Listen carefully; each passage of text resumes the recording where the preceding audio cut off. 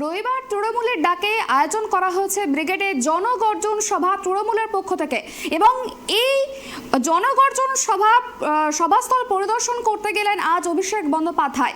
সরাসরি সেখানকার পরিস্থিতি খতিয়ে দেখেন এবং কিভাবে কাজকর্ম চলছে, অর্থাৎ বলা যেতে পারে শেষ মুহূর্তের প্রস্তুতি তিনি খতিয়ে দেখতে গেলেন। এই বিষয় নিয়ে আমরা কথা বলবো। আমাদের সঙ্গে সরাসরি লাইভে রয়েছেন আমাদের প্রতিনিধি দেবযানী। দেখো, যেমনটা জানতে চাইবো যে আজ অভিষেক বন্দ্যোপাধ্যায় আগামীকাল যে ব্রিগেডে জনগর্জন সভার আয়োজন করা হয়েছে সেই সভাস্থল পরিদর্শন করতে যান। তিনি ঠিক কি কি বিষয়ের উপর নজর দিলেন আজকে, এই বিষয়ে জানাও আমাদের।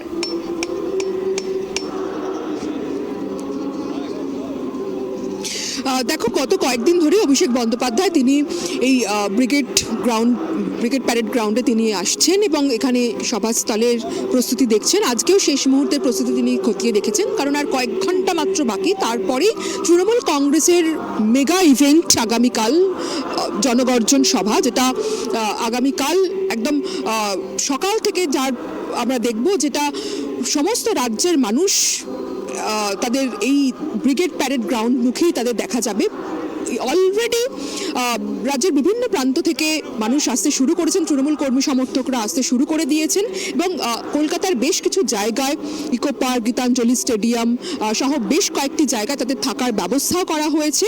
এবং আজকে Abhishek Bandyopadhyay brigade parade ground পরিদর্শন করার পরে সেই জায়গাগুলোতেও যাবে যেখানে তৃণমূল কর্মী সমর্থকদের থাকার খাওয়ার ব্যবস্থা করা হয়েছে, সেই জায়গাগুলো তিনি দেখবেন। সব মিলিয়ে সুপর্ণা বলতে পারি যে প্রস্তুতি একদম শেষ পর্যায়ে, আর শুধুমাত্র সময়ের অপেক্ষা এই জনগর্জন সভা শুরু হওয়ার। আগামীকাল সকাল 11টা থেকে শুরু হবে এই সভা। বেলা 12টার মধ্যে প্রধান বক্তা মমতা বন্দ্যোপাধ্যায় তিনি চলে আসবেন, তার আগে অভিষেক বন্দ্যোপাধ্যায় তিনি চলে আসবেন।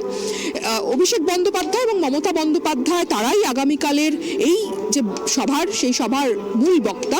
তবে এবারের সভার মূল যে ইন্টারেস্টিং বিষয় সেটা হচ্ছে এই ব্রিগেডের মঞ্চ। তার কারণ কেন ইন্টারেস্টিং বিষয় বললাম, যে ব্রিগেডে সাধারণত আমরা যেটা দেখে থাকি, আমরা 2014 এবং 2019 লোকসভা নির্বাচনের আগেও তৃণমূল কংগ্রেস ব্রিগেডে সভা করেছিল।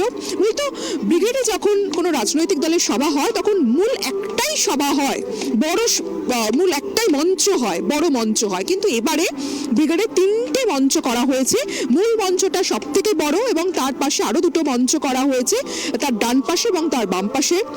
যেই মঞ্চে তৃণমূলের যারা সেখানে সভাধিপতি, কাউন্সিলর, বিধায়ক তারা বসবেন, আর অন্য একটি মঞ্চে সেখানে শহীদ পরিবারের সদস্যরা থাকবে। কিন্তু তার থেকেও যেটা নজর কাড়বে মঞ্চে, সেটা হচ্ছে একটি 330 ফুটের একটি র্যাম্প করা হয়েছে।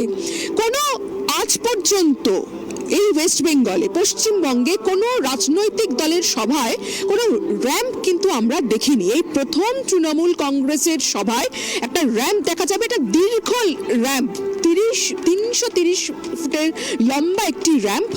মূলত এই র্যাম্প যেটা সভায় যেটা দেখা যায়, সেটা মূলত বিদেশে কোনো কনসার্ট, কোনো অনুষ্ঠানে এই ধরনের র্যাম্প থাকে, যেখানে যারা শিল্পীরা, আর্টিস্টরা তারা সেই র্যাম্পে এসে পারফর্ম করেন। যারা শ্রোতারা আসেন বা দর্শকরা আসেন তাদের মধ্যে মিশে যাওয়ার জন্য তারা একদম স্টেজ থেকে র্যাম্পে চলে আসেন এবং সেখানে গিয়ে তারা নিজেদের কানেক্ট করেন শ্রোতা বা দর্শকদের সঙ্গে। ঠিক সেরকমটাই এবারে আগামীকাল তৃণমূল কংগ্রেসের এই ব্রিগেডের জনসভায় দেখা যাবে, এই জনগর্জন সভায়। সেখানে যারা বক্তারা থাকবেন তারা তো মূল মঞ্চে দাঁড়িয়ে তাদের বক্তব্য রাখবেন, কিন্তু মূল বক্তা যে দুজন আছেন, অভিষেক বন্দ্যোপাধ্যায় এবং মমতা বন্দ্যোপাধ্যায়, তারা মূল মঞ্চ থেকে তারা র্যাম্পে হাঁটবেন এবং হেঁটে তারা সোজা সাধারণ মানুষ যারা দূর দূরান্ত থেকে এসেছেন, রাজ্যের বিভিন্ন প্রান্ত থেকে এসেছেন, তাদের কাছে পৌঁছে যাবেন, তাদের সঙ্গে সংযোগ করবেন, তাদের সঙ্গে কথা বলবেন। অর্থাৎ এটা একেবারেই একটা অভিনবত্ব রয়েছে এই এবারের সভায়। এবং এই যে সভা, এটা এই জনগর্জন, সেটার নাম দেওয়া হয়েছে এই কারণে 100 দিনের বা আবাস যোজনায় যারা কেন্দ্রীয় সরকারের থেকে বকেয়া টাকা পাননি, সেই বঞ্চিত মানুষদের গলার স্বর, গলার আওয়াজ কেন্দ্রের কাছে, অর্থাৎ দিল্লির বিজেপি সরকারের কাছে এই তাদের অভিযোগ, তাদের আওয়াজ, তাদের প্রতিবাদের স্বর পৌঁছে দিতেই এই সভার নাম জনগর্জন সভা করা হয়েছে। এবং অবশ্যই তৃণমূল কংগ্রেসের তরফ থেকে দাবি করা হচ্ছে যে আগামীকালের সভায় একাধিক চমক থাকবে। তবে তার আগে আমি আমার ক্যামেরা পার্সন দেবরাজকে বলবো যে সভাটা একটু ঘুরিয়ে দেখানোর জন্য, কারণ অলরেডি এখন কিন্তু সন্ধে হয়ে গিয়েছে, সভার কাজও চলছে। তবে যেটা খুব ইন্টারেস্টিং বিষয় সুপর্ণা, যেটা সবাই আমরা সকাল থেকে দেখছি যে জায়গাটা খুব ভালো করে বানানো হচ্ছে, যে র্যাম্পটা মূল মঞ্চের সামনে যে র্যাম্পটা সংযোগ করা হয়েছে, সেই র্যাম্পের ছবিটা আমি দেবরাজকে বলবো একটু ভালো করে দেখানোর জন্য।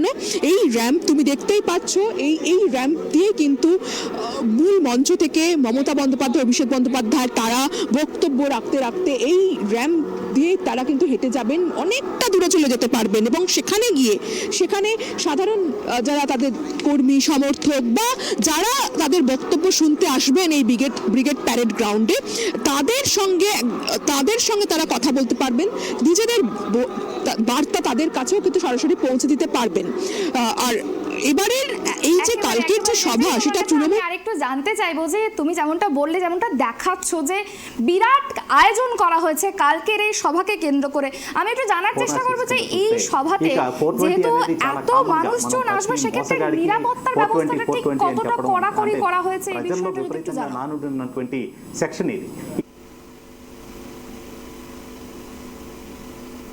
এটা বলার অপেক্ষা রাখে না, যেহেতু এটা এত বড় একটা সভা ব্রিগেড প্যারেড গ্রাউন্ডে।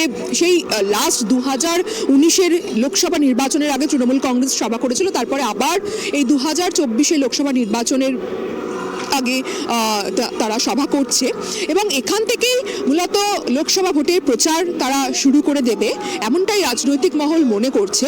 এবং যেখানে মমতা বন্দ্যোপাধ্যায়, অভিষেক বন্দ্যোপাধ্যায় থাকবেন এবং অন্যান্য যারা সাংসদ থেকে শুরু করে বিধায়ক, অনেক বিশিষ্ট জন থাকবেন এখানে, তো ফলে নিরাপত্তা যথেষ্ট আঁটোসাঁটো হবে, এটা আর আলাদা করে বলার অপেক্ষা রাখে না।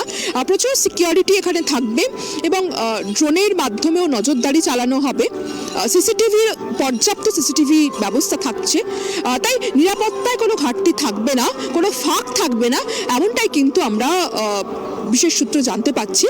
তবে দেখো, যেহেতু নিরাপত্তা বিষয়টা তো আমি তোমাকে বললাম, তবে প্রচুর মানুষও থাকবেন, অনেক রাজনৈতিক ব্যক্তিত্ব বা যারা বিশেষ অতিথি তাদের সঙ্গে প্রচুর মানুষও থাকবেন, তাদেরও যাতে কোনো রকম কোনো সমস্যা না হয়, কোনো রকম বিশৃঙ্খলা না ঘটে তারা, কারণ প্রচুর ভিড় হবে, যেটা তোমাকে আগেই বললাম যে তৃণমূলের তরফ থেকে দাবি করা হচ্ছে যে আগামীকালের এই সভা পূর্ব ভারতে এর আগে কখনো হয়নি, পূর্ব ভারতের সব থেকে বড় সভা লোকসভা নির্বাচনের আগে তৃণমূলের এই সভাটাই হতে চলেছে বললে কিন্তু ঘাসফুল শিবিরের তরফ থেকে দাবি করা হচ্ছে।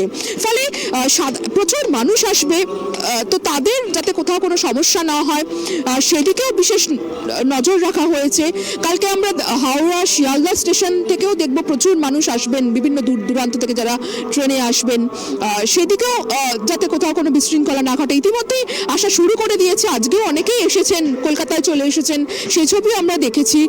এবং যে জায়গায় থাকার ব্যবস্থা করা হয়েছে তৃণমূল কর্মী সমর্থকদের, সেই জায়গাতেও যথেষ্ট নিরাপত্তা আঁটোসাঁটো করা হয়েছে। সব মিলিয়ে গোটা কলকাতা জুড়ে কালকে শুধু ব্রিগেড প্যারেড গ্রাউন্ড নয়, শুধু পুরো কলকাতা জুড়ে নিরাপত্তা বেষ্টনী থাকবে এবং সেই নিরাপত্তার মধ্যেই, নিরাপত্তার চাদরে মুড়েই যাতে এই সভা সফল হয়, সেটাও কিন্তু প্রশাসনের কাছে একটা বড় চ্যালেঞ্জ সুপর্ণা।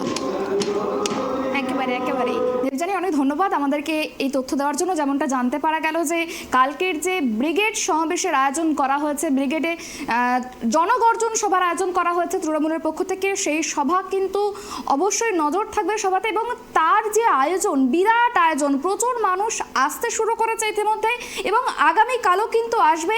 11টা থেকে সভা শুরু হবে এবং সেই সভার মূল বক্তা অভিষেক বন্দ্যোপাধ্যায় এবং মমতা বন্দ্যোপাধ্যায়।